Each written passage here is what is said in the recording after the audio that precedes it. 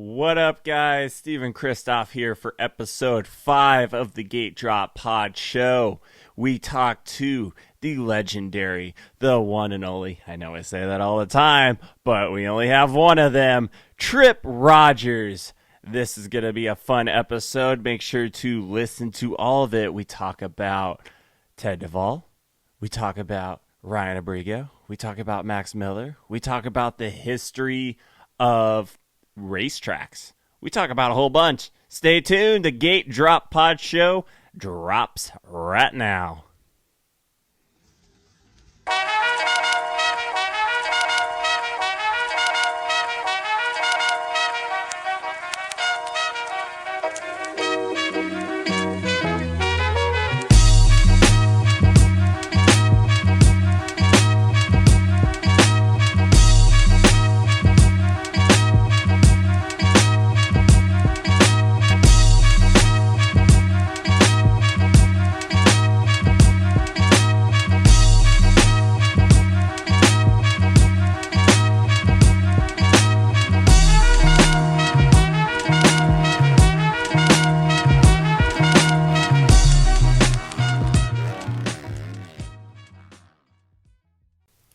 What up, guys? This is episode 5 of the Gate Drop Pod Show. This is Steven Christoph, your host, and I am with the legendary Tripp Rogers. He is the voice of PRO. He is the voice of Airway. And fun fact about him, he has a son named Brady. Yeah. Where have you been hiding him?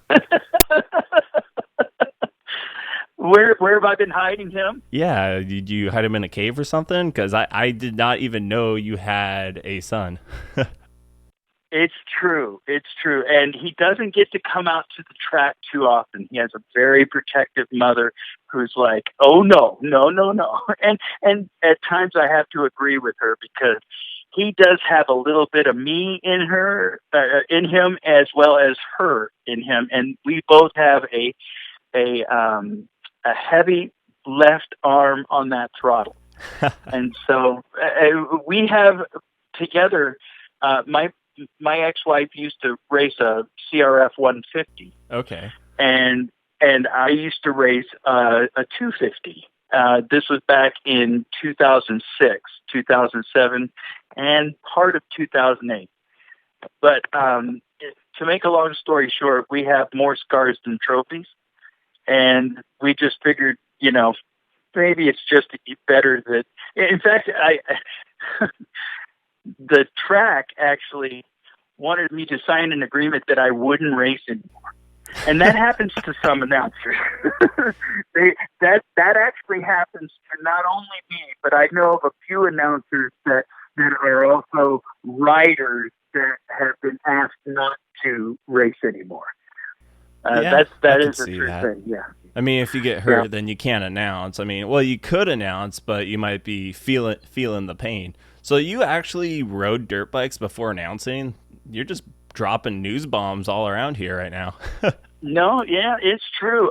In fact, back in the day, I was a flat track racer, and I also started announcing flat track back in the late 90s, but I started racing in about 1983. Okay. So if you want to put it all together, I'm extremely old. Yeah. Very old. Well, possibly. I don't know. Yeah. I don't know about you. I don't know. You've been using that Maybelline, so we can't tell what your age is exactly. I have a cover girl contract. But to continue with that, I raced alongside two-time AMA Grand National Champion in flat track, Joe Cobb. Joe was a racer when I was a racer, and he was the one that kind of, made me say, well, I'm not very fast at this. Maybe I should try motocross for a little bit. I tried motocross for a little bit and got very good at jumping. It was the landing part that really caught me out. So I mean, can't you, any pilot will tell you, getting up in the air is not a problem. It's getting down that's the problem. So, So after I'm all just happy that, to be an announcer nowadays. yeah, exactly. So you found your way into still sticking within the sport and not getting hurt as much. I mean, I did that same thing as a photographer, as like, hey, I really love the sport of motocross, but Right. it's not really working out for me on the racing side of it. So I figured out the whole camera stuff, and you figured out how to put a microphone in your hand and announce all the events. Like, what was that transition like from going from flat track to dirt bike to that? It's interesting because a lot of people make that transition, whether it's, like Ted Duvall, for instance, he's not able to race anymore, but he's still involved in the sport. And, I think in certain ways we all kind of make that transition at some point, whether it's a photographer that, it needs to put the photography first and the dirt bike second, or, a pro rider. What do these pro riders think about when they're reaching the point of retirement? Hey, am I going to get to be the next Ricky Carmichael? Do I get to have a second career opportunity in the sport I love? And I've been lucky. I've been very fortunate. And this is my 21st year That's awesome. announcing motocross. Yeah. And that was after a long career in radio. And, we've been on TV in the Northwest now for about 10 years now. So with racing now behind you, and now you have announcing as an alternative, what do you love most about being an announcer for motocross and just everything you do? It is. It's an alternative that we've kind of turned to. I mean, it's a way to stay just really, really keeping your hand on the pulse of the sport. And that's been the funnest part about being an announcer. The second funnest part about being an announcer is the kids. These kids that, you get to watch grow up. I mean, when you reach 21 years, that 21-year point means that you've gone through a generation and a half. Meaning, like writers like Noah McConaughey, who started when he was 5 years old out at our track up in Spokane. Ryan Breeze, all those writers that have, now reached a point.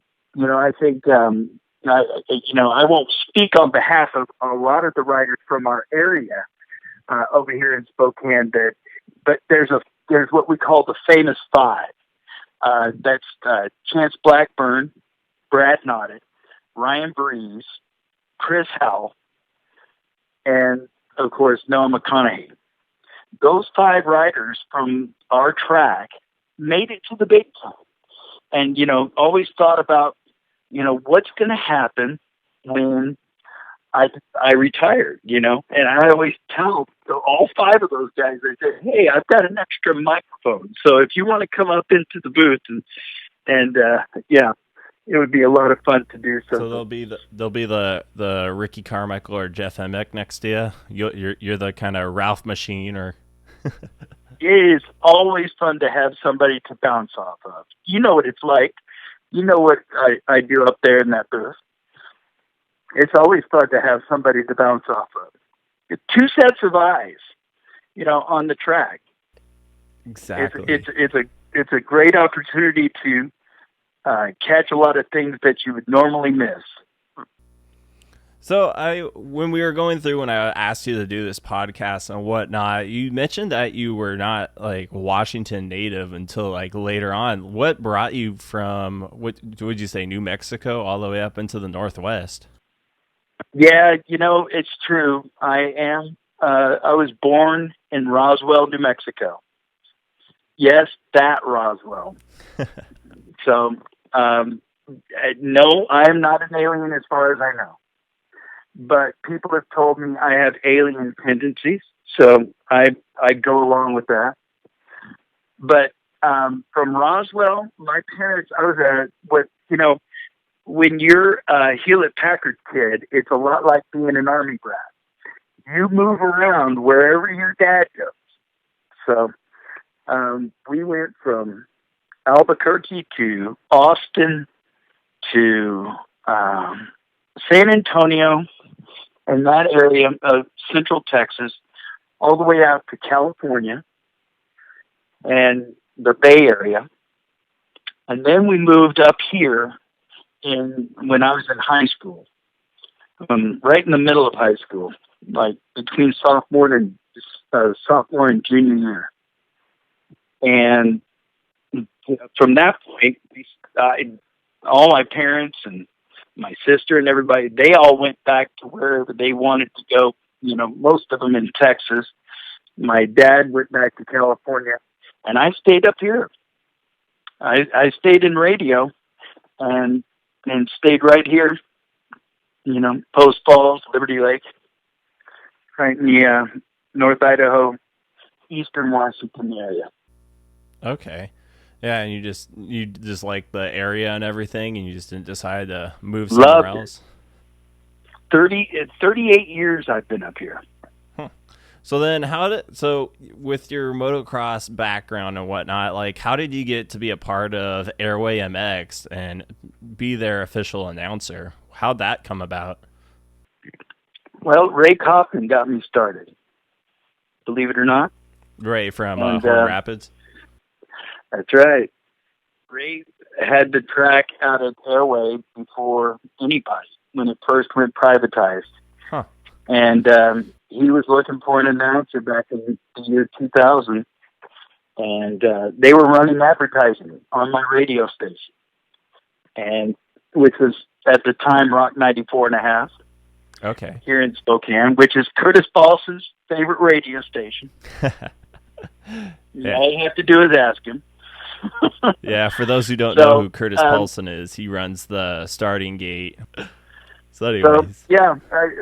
Anyways, to get back to that story, they were looking for an announcer, and the account executive that was running the account for the radio station came up to me and said, "Hey, you did flat track announcing. Would you like to try your hand at motocross?" And I found personally that motocross announcing was easier than flat track announcing. Flat track I still do flat track announcing about 3 to 5 times a year. Okay. I'll find an opportunity to announce the flat track races here in the Inland Northwest. Not so much Castle Rock and that kind of stuff. I haven't been over there, but I have been to Caldwell, Idaho, and just along this Inland Northwest stretch. And it gets confusing, and most of the time they don't use transponders, and the poor scorers in flat track, I feel for those people so much, because motocross gets confusing as well, but it takes a lot longer for it to get confusing during a race.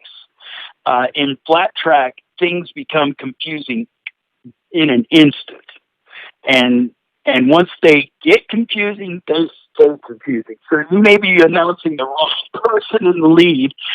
They may be a lap down and you don't know it, just simply because all the statistics change. Yeah. All the places change. And so I found it easier to be a motocross announcer, and I just kind of fell into it. And I started doing it, and I loved it. I was like, oh man, this is a breeze compared to flat track announcing, which is just constant. I mean, it is pedal to the metal announcing. It really is, and I think anybody would say that. Like, what are you going to be talking about for flat track other than they're just making another left turn? Like, versus like motocross, you've got the jumps and whoops and whatnot. Like, I invite you to Castle Rock, and I'll let you decide what you want to try to do it. When me and you we'll go to Castle Rock and watch the problem is the shorter the track, the harder it is to tell who is who. And one of the hardest things I've ever had to announce was quarter midget racing and go-kart dirt track racing. That is near impossible. I mean, it is hard to catch first place in those races. Number one, they're only about 5 laps, depending on, the track and how big it is. If a track is a half-mile track, it's not a problem. But if it's a little tiny indoor 3/8 track like they got over there in Elma and over here, like Caldwell or over at the Spokane Fairgrounds, man, it is impossible to tell who's. I mean, you may be able to catch first place, but if you take your eyes off of first place, guaranteed they'll spin or go down. You will think they're in first place, but they're actually like in 5th place. So it gets really confusing. And I just thought, motocross is it's more spread out, and it's in ways, especially in some of the ADCC junior classes and some of the smaller classes, it's easier to actually watch the race and be able to almost predict who is in front and who is in second, who's in third. You can almost get it right all the way to 10th spot, because if you see them in the first moto, you know who's going to be out front in the second moto, more than likely. Exactly. When Cody Wingardner takes the gate, you're kind of figuring that he's going to be at the finish line taking the Chex Mix with the checkered flag. So, I mean, that's where it is easier to be a motocross announcer as opposed to some of the other announcing. I know Kevin Hines is an announcer for Monster Truck, and I say, God, that must be the easiest sport in the world to announce. Yeah. You got 2 trucks, only one's going to win, and the other one's going to come in second. So yeah, I kind of envy those guys. So besides doing radio stations and then Airway, have you ever tried to do Monster Energy Supercross? What else have you done besides kind of the local stuff for you? When it comes to the big stuff, I think the biggest thing that we do is televised broadcasts. There's a chain of television stations throughout the Tri-Cities, Spokane, and into Montana called SWX, and they usually run off the NBC. Whoever is the NBC broadcaster in those towns, like in the Tri-Cities, I believe it's KNDU, Yakima KNDO. Those TV stations have sub-channels for sports and weather, SWX. So that's been our outlet for the past 11 years. We're going on 11 years. We had to take a year off for COVID, but we expect to hopefully be back on the airwaves. Locally here in Spokane, it's channel 6-2 over the air, and it's always on all of the cable outlets. Now, it's not on direct or dish, but you can't. There are ways of picking it up, usually within the market they are. For example, like Tri-Cities in Yakima, they get SWX. And Spokane, Coeur d'Alene gets SWX, and then we go over into Kalispell, Bozeman, and Bozeman Billings, and Missoula is our new affiliate over there. And that's been the most exciting form of broadcasting I've done, especially when it comes to doing flat track on SWX because it is a live shoot, meaning it doesn't go to tape and then gets edited. So they run what's called a baseball style format, meaning there's no real, in a baseball game, you don't know exactly when that ninth inning, the bottom of the ninth inning is going to be over with and the game's going to be over with. So you kind of run an open schedule on the television program. And that's what we do for the flat track broadcasts, which are all live. And so, yeah, live broadcasting is quite a kick in the pants. Yeah, that's pretty much like that's the farthest you've gone, and you're not looking into doing much more. Yep, that's what I've done, and it I got to tell you, man, it hasn't opened a lot of doors yet, but it has given us exposure that we haven't expected. You know, as far as they know us over in Montana. I mean, they know a lot of Northwest riders over in Montana without ever seeing them. And I get it all the time. You know, people that don't have cable or don't have access to cable or anything, they'll just tune in their TVs over the digital signals, and they, you know, a lot of people in Montana get over-the-air TV because they can't get cable wherever they're at. And that's why some of these riders are very well known over there in Montana because of SWX. It's pretty cool. Huh. Interesting.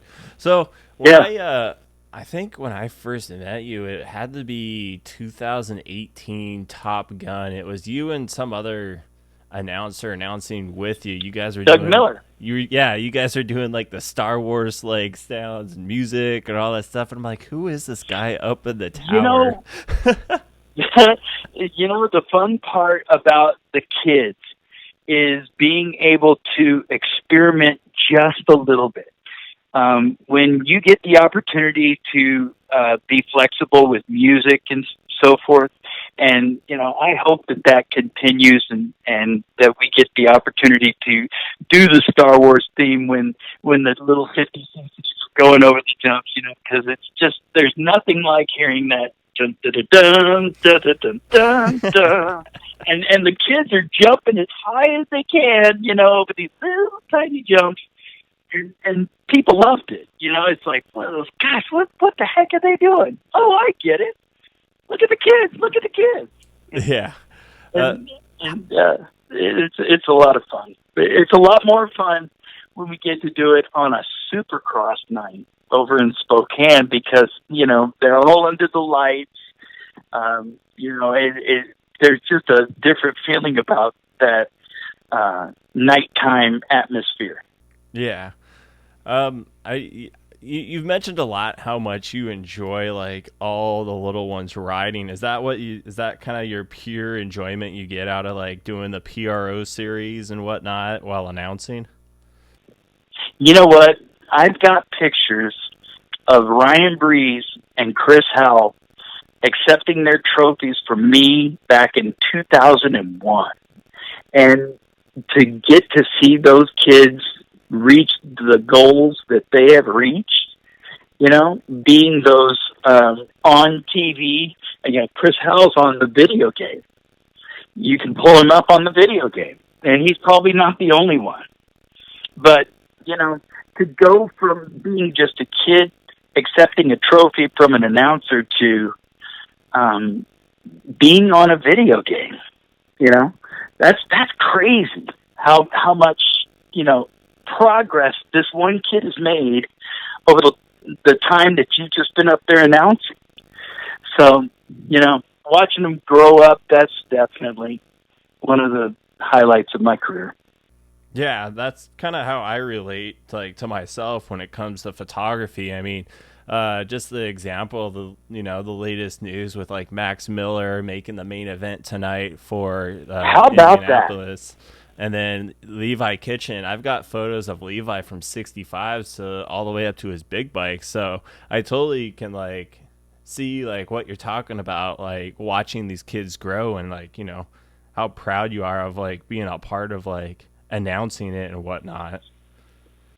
It's always fun to catch that first generation, the Conrad Keasts and the Tommy Week, those kids that I was able to catch when they were 5 and 6 years old back in 2000, 2001, when myself and Jeff Allen were announcing the PRO series for the very first time when they used to call it the Northwest National. That was, number one, back then, Tommy Week's mom was so beautiful. I know if she hears me, she's going to go, oh my God. You still are beautiful, by the way. and I got to tell you, man, the moto moms back then, oh my goodness, how pretty, and still today. Oh yes, the moto moms are great. So with being the PRO series, so you were announced for the very first time, and then we had the legendary Brian Barnes for I don't know how many years, almost a decade now? Because what are we on? Yeah. The 21st season of PRO series? PRO's 21st season. So Brian took from I'm guessing 2006 to a solid, he was dropping out in 2017 and 18. He wouldn't make the trips over to Spokane, and I was filling back in for him during those races back in 16 and 17. And then, Joey Lancaster did it for a year and, blew out everybody's speakers and then went along his way. Joey has a very loud voice.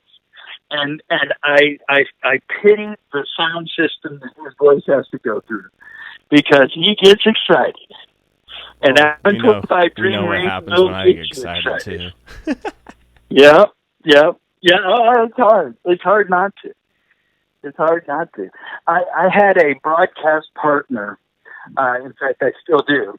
His name is Bruce Deming, and he's up here in the Spokane Coeur d'Alene area. He does the broadcasts on TV with me, and his biggest, I wouldn't call it a fault, because he just gets excited when a kid saves it or almost falls off. You'll be sitting there just talking and going away with your announcing seats and calling off names, and all of a sudden he goes, oh my God, oh no. And you're thinking, what happened? Well, he almost fell off. He was close. And you're like, well, Bruce, do you have to yell so loud? You scared me. But Joey Lancaster, I got to tell you, man, there is not a more hyped announcer in the world, and I just love his 125 Dream Race. I think he's doing a great job on it. Yeah, Joey, he's done so much for the sport with 125 Dream Race and just announcing in general and being a Fox rep. He's always, doing a whole bunch of fun stuff now. Looks like he's settling down. He's got his family started now, and I don't see him too much at the track, but he's still adventuring. He is a great ambassador of the sport of motocross. That's for sure. So with the PRO series, what do you look forward to whenever we go to the racetrack for these huge events that Duval puts together? Oh yeah, that's an easy one. There's a few things. There's a few things. The first thing is a Washougal gate during the PRO Northwest Tour. Yeah, now, I saw that. Yes, we always do Top Gun, but it looks like this year we're going to Washougal for a regular PRO race.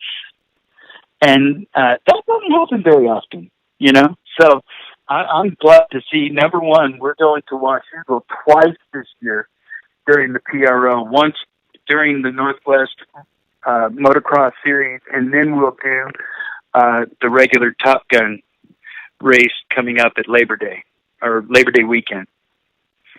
So that's the biggest one. Has that ever happened before in the PRO series, besides Top Gun?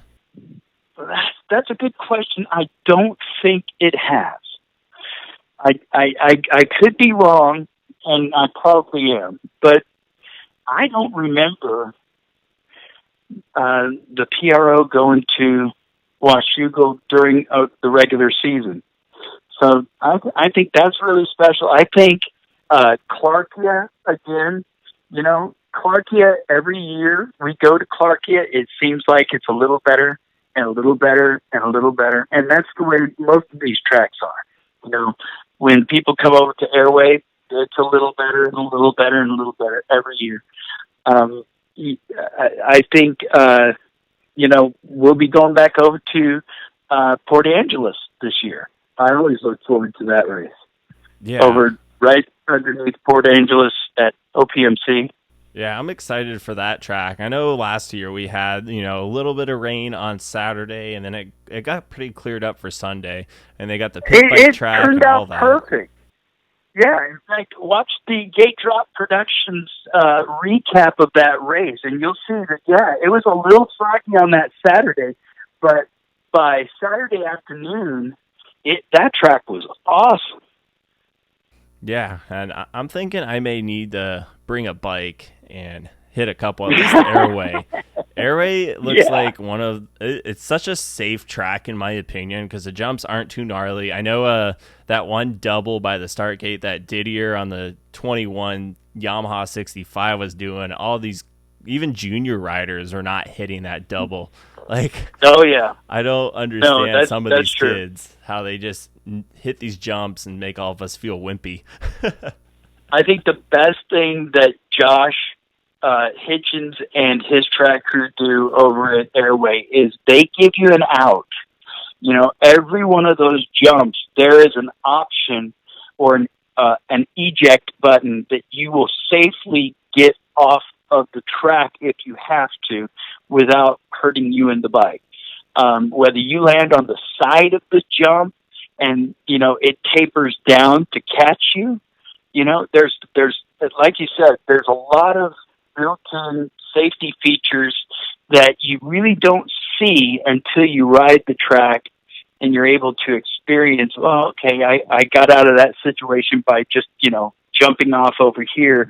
And, there's lots of little things that he's learned over the past 5 years that he implements into that track. And, the amount of dirt that they put, you got to realize that Airway is, most of these ORV parks throughout Washington State are on throwaway land that you can't farm.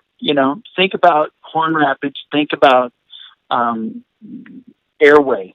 Airway was built on lava rock. That is a lava bed up there on the West Plains. In fact, the next time you're there, Stephen, I'll show you the lava waves that are just off of the northwest corner of the track.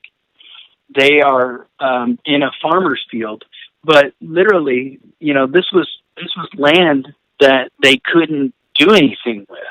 And they said, well, make an ORV park out of it. And that's what they did in 1986. They made Thurston County. They made, the Tri-Cities Horn Rapids area, which is on the reservation, the nuclear reservation, if you didn't know that.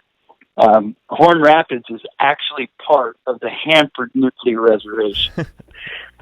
Yeah, that's a truth statement. So, and once again, are we all going to turn into aliens over time if we keep going back?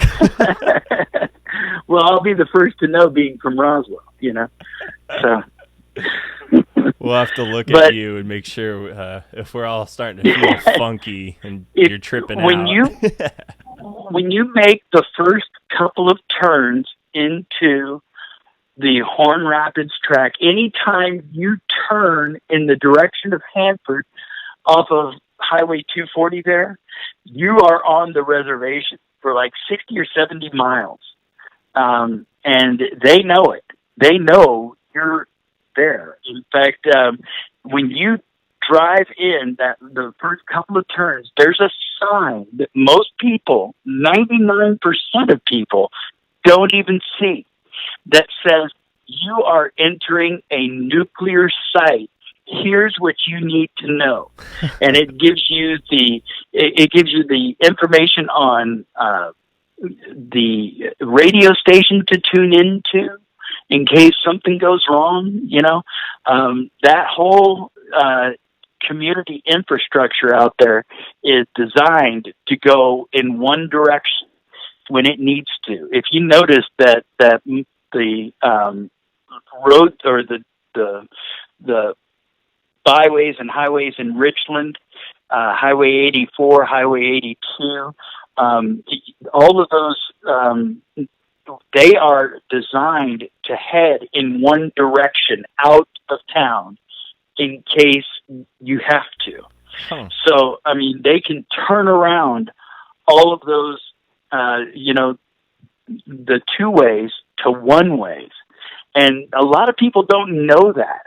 And it's interesting. I find it interesting. Every time I go down there, you can actually pick up a pamphlet off of this sign. They stock the pamphlets, in this little plastic box on the sign that's out front, well out in front of the actual motocross park down there at Horn Rapids. But it's right as you turn off of 240. Look for the sign. There is a sign there that'll tell you exactly where you're at and what you need to do in case of an emergency. I'll have to check that out next time we're there. Isn't that interesting? Yeah, I did not know that at all. I wonder if housing's pretty cheap over there. But to get back to the original story, Airway was built on lava rock. And the amount of dirt over the past 20 years that has been sifted and then put out on the track, it is hard to find a rock out on our track up at Airway. It's not rockless, but there are very few rocks. What you used to get from probably 1986 to the year 2000 was a lot of crag rock. Those big river rocks that were embedded in the sides of the faces of the jumps and stuff. It was brutal. It was just a brutal track all the way up until 2000 when Ray decided to take it over. He did his thing for 5 years. Andy James and their Josh James and including Brad Nott's dad, Pete Nott, was an owner of Airway at one point. But through the years, that track has been in good hands. And Josh, I got to hand it to him, man. They just keep making it better and better every single year. Yeah, and that's one thing I really love about Airway. That's what really tempts me to bring a bike next time I go up there, because it's my fourth or fifth year now photographing Airway when I go up there for the PRO series, and I've actually reached out to see if I could possibly shoot a couple events up there, because it's a 6.5 hour drive for me, but I really enjoy that racetrack and everyone that runs it. It seems like a fun family event that you can always guarantee 100% fun there every time. Now you're down in Auburn, right? I moved to Albany. Dayton, Oregon. I'm about an hour north of Albany MX Park, so I'm a little ways, but I don't mind driving the long distances. Yeah, so that's the home of Max Miller. Is that correct? Max Miller's in Eugene, Oregon. Yeah, he raced so Albany that would a be lot his home Eugene track? MX. Yeah, you could consider Albany a home track for him. What is, since we're getting close to the end here, what is your favorite memory, just announcing just motocross in general or just the PRO series? You got anything that comes off the tip of your tongue? I got to do the very first quad race at Washougal.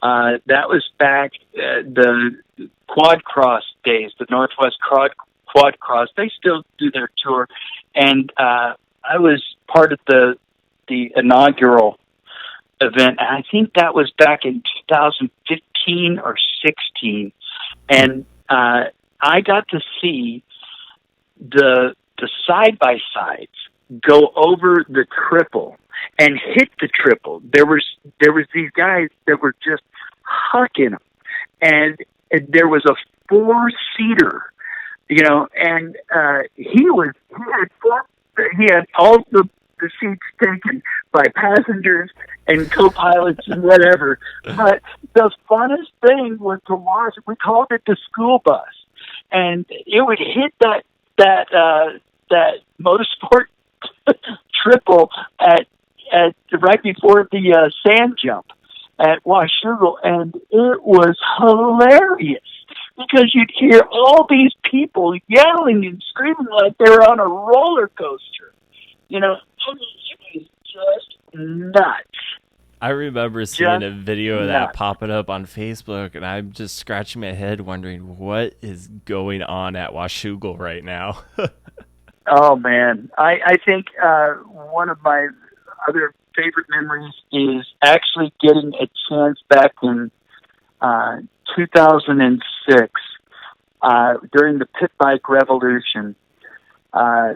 MadMiniMX.com was coming up, and I mean, the in the Northwest was alive with pit bikes, and I had one, and I actually raced about 40 other pit bike riders in the pit bike national that was there at Spokane in 2006. I wrecked bad. I wrecked really bad.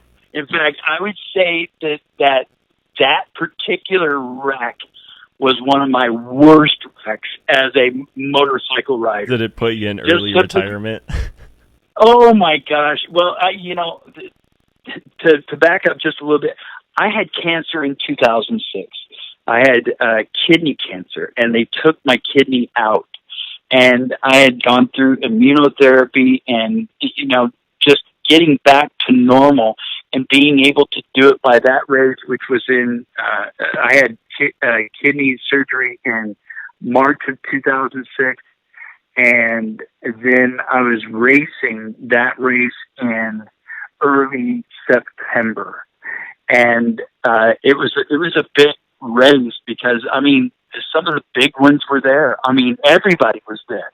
And I was doing pretty good. I was like in about 12th place when I went down. Oh, jeez. I mean, the way it happened was my handlebars were not tightened down. I had thrown my pit bike in the back of my Pontiac Vibe. And I forget. I think Josh James, I asked him to tighten them down before I went out. He forgot, and when I went over that finish line jump, my handlebars went straight down into my lap. And when that happened, the throttle cable pulled all the way wide open. Oh, God. I was on this bucking Bronco, or actually, it must have looked like I was riding a wild goat. I mean, it looked like, oh my God, he is going for an 8-circuit ride. Look at this, ladies and gentlemen. And yeah, I think I was the biggest spectacle during that race, and that was another memorable time. But I also remember Tommy Week winning the better part of our $40,000 cash purse that we had one year back. I believe that was about 2011 or 12. We had some really big purses back then, and Tommy Week came in and showed all the local riders who's who in the Northwest. Yeah. I mean, and Tommy, he's done so much. He had that opportunity with, I think it was Rockstar Yamaha at the time before he blew out his ankle. And now he doesn't really race as much. He's doing all of his Rise MX stuff. I think, the next generation is here now where we've got, like you were mentioning earlier, got Max Miller, who just qualified 5th place into the main event. And then, our local favorite, Ryan Brees, I mean, he rode for Hep Suzuki last year, and we're just waiting to see when he's going to come back. I talked to him about 2 weeks ago about what he's been up to, and he's work on gaining strength again on his knee. He had like an ACL injury, so he went and got that repaired. So hopefully he'll return down in to the California Nationals. too. Yeah, he did that at Paula, the final round of the MX Nationals. Oh, he didn't tell any of us until, like a week later. We were like, what happened? What happened? Yeah. But it's good to see that he has done so much for the sport. One, talking about great ambassadors of the sport of motocross, Ryan Breeze is one of those. And I'll share some pictures with you sometime as far as, these pictures I have of riders like Chris Howell and Ryan Breeze when they're just kids, 6, 7 years old, getting their first trophies and thinking, gosh, if I would have just gotten their autograph back then, that's why it's funny that I will ask some of these kids and their parents will actually look at me like, what am I doing? But, I'll ask some of these kids, like Reed Jordan, for instance. I'll say, hey, man, sign my shirt. Come here, sign my shirt. And, Reed doesn't barely even know how to spell his own name, but, man, hand him a red Sharpie, and then he's autographing your shirt. And the next thing you know, hopefully maybe someday that'll put my kid through college. I know that feeling. I got a Tristan Pruitt jersey here in my man cave. There you go. You know what I'm talking about. Yep, I've got it all. I even have a teammotosport.com Ryan Abrigo poster autographed back when he was racing pro. So I've got a whole bunch. I'm waiting for Ryan Breeze. I'm trying to get Ryan Breeze to send me a jersey, and he keeps kind of like, I don't know if I have one for you. I'm like, come on, Ryan. Yeah, he hasn't quite got to the status of everyday jersey guy. As far as like every day is a new jersey for him. Like some of these riders in the, you don't figure Eli Tomac wears the same jersey twice, do you? Oh, probably not. Definitely not, right? So, I mean, you've got those levels of riders that you hope to attain someday, the everyday a New Jersey guy, Yeah. I would imagine it's the same in the NBA, in basketball. Michael Jordan never wore the same pair of sneakers twice. He always had new Air Jordans every game. See, that's probably it then. He's probably all like, well, if I give you this jersey, I'm going to be topless for the next race. So, okay, that makes sense now. He's going to be naked out there. Yeah. Can't quite get to that point yet.